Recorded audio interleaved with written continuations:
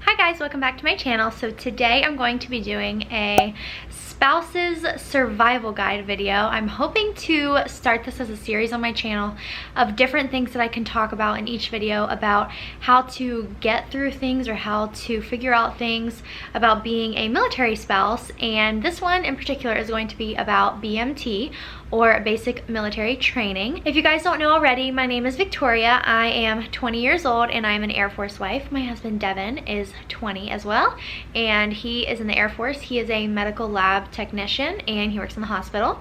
So my husband has been in for about a year and a half, and we're still kind of figuring things out. We're getting ready to do our second PCS. I know that sounds crazy, but that is what we're getting ready to do. We are getting ready to move from Wright-Patterson Air Force Base to Eglin Air Force Base. So if any of you guys are at Eglin, or if you're at Hurlburt Field, which is about 15 minutes from Eglin, let me know. I know I've had a couple people comment on my videos and tell me that they are at Hurlburt or Eglin, and that's so awesome.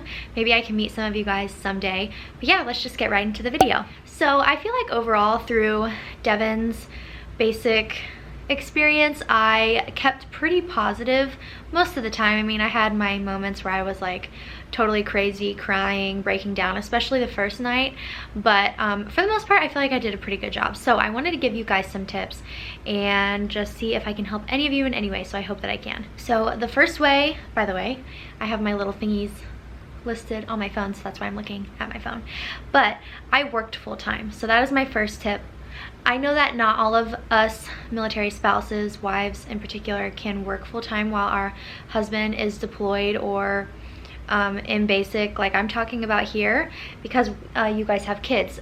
Me in particular, we do not have kids or animals, so I really had no reason to not be working full-time. I was already working full-time before he left, so I just continued with my job while he was gone. But I also lived with my parents at the time, so I just worked Monday through Friday. I think my schedule was like 10, I worked like 10 to 6:30, and I worked in a daycare, and I loved it, and it kept me really busy. And my particular shift that I worked was like throughout the whole day, so from like 10 a.m. until like 7 p.m. I was working, and I had my mind was on other things, so it really helped me.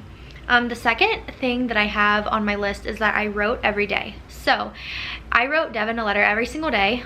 So that was, I don't know, 2 months worth of letters plus some, because the day he left I wrote him like 3 letters.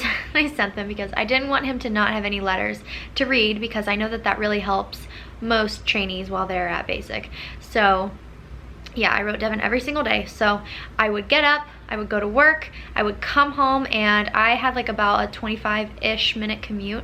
So by the time I got home, it was usually after 7, and I would come home, eat dinner, take a shower, and I would write him a letter. And I would write him like 3-page letters. It was insane, but he loved it, and he would tell me in the letters that I got that he loved it so much and to not stop doing it. So I mean, I would write for an hour, 2 hours, so it took up like my whole night. So that really helped me, because I would tell him about my whole day so that I felt like he wasn't missing out on anything, and I really enjoyed writing him every day, and he really enjoyed it too.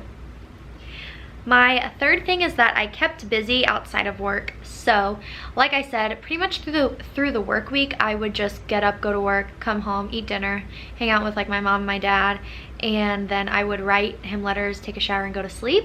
On the weekends, I would try to, actually I hung out with my parents a lot while Devin was at basic, because I was just trying to get in as much of family time as I could before I knew that I would be moving and leaving their house. So on the weekends, I would either hang out with some of my friends, but most of the time I was with family, or I was with Devin's side of the family. So that really helped, because I felt like I was surrounded with people that I loved and that loved me and that supported us, and that really helped take my mind off of things. My fourth tip is to have something to look forward to. So like the whole time Devin was at basic, I was looking forward to graduation. I was looking forward to seeing him. I was looking forward to being able to live together. We didn't get to live together for quite a while after he got out of basic, but it was just like, one step closer. And just being able to see him in general was just an awesome thing to have my hopes up for. And that really helped me stay positive, because I knew every day that was one less day that I had to see him. that I had until I got to see him. So I've seen some really cool things on Pinterest of like a days down jar. I watch Rochelle and Justin here on YouTube. They are a Navy couple, and her husband was just deployed, and she made a jar, and it was like it looks like a wine bottle or something, I don't know, but and then she put a little pebble in for every day that he was gone, so it was like that's how many days you have down. So I thought that was really cool. So you guys can make something like that to help, like, you know, count down the days that you've gotten through, or you can do a days left jar and take out one every day. I think that would be really cool too. Just to have something to look forward to, I think really helps get you through the 2 months, because really they go by quickly.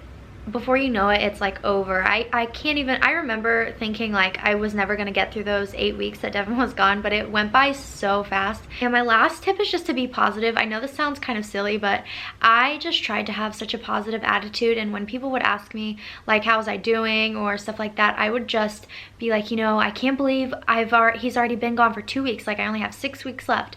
And at work, I talked a lot about Devin at work, and I would talk about like our plans for the future, and people would ask me questions, and that really helped keep my mind like on my eyes on the prize, basically. So it helped me a lot, and I'm really glad that I had such a positive attitude, because if not, I probably would have just been depressed the whole time that Devin wasn't around. So I think that really helped me. So those are all the tips that I have for you guys today. If you guys have any more questions, let me know down below, or if you guys have any more video suggestions for this series that hopefully I can start doing on my channel. But I wanted to talk about one more thing, and that is what I took to graduation. I could do a whole video on graduation if you guys would like, but I know that someone had commented they wanted to know like what I packed for my husband's graduation, and I wanted to try to insert pictures. Hopefully I can insert them like over here. I don't know how to do it, but hopefully I can figure it out. So the first day, this is what I wore. I pretty much just wore jeans and my husband's flight shirt.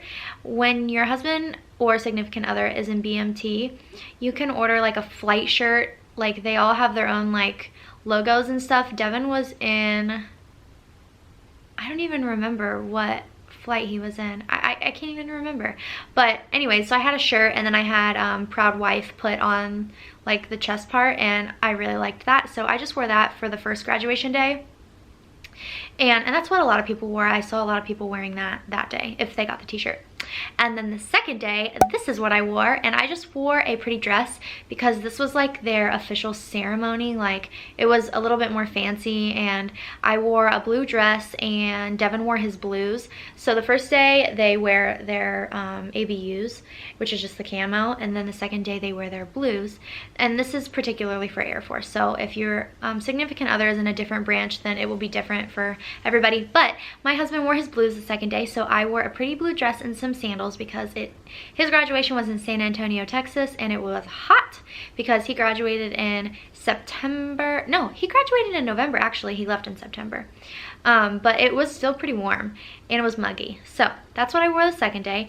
And then we had 2 more days with him, and the other days I just wore like comfy clothes because we were walking around downtown San Antonio. We were on the Riverwalk, which is so pretty. If you guys ever get a chance to go to an Air Force BMT graduation, or if you're just there, the Riverwalk is so pretty. So that's what I wore those days. I pretty much, except for the day that I wore my dress, I wore pretty comfortable clothes just because we were walking around a lot and sitting around and waiting and stuff. So but also I was seeing my husband for the first time in a while, so I wanted to look pretty, so I did like do my hair and makeup and stuff. But other than that, that is all I have for this video. So if you guys have any more questions, let me know. Make sure to give this video a thumbs up and subscribe if you want to see more videos, and I will see you guys in my next video. Bye!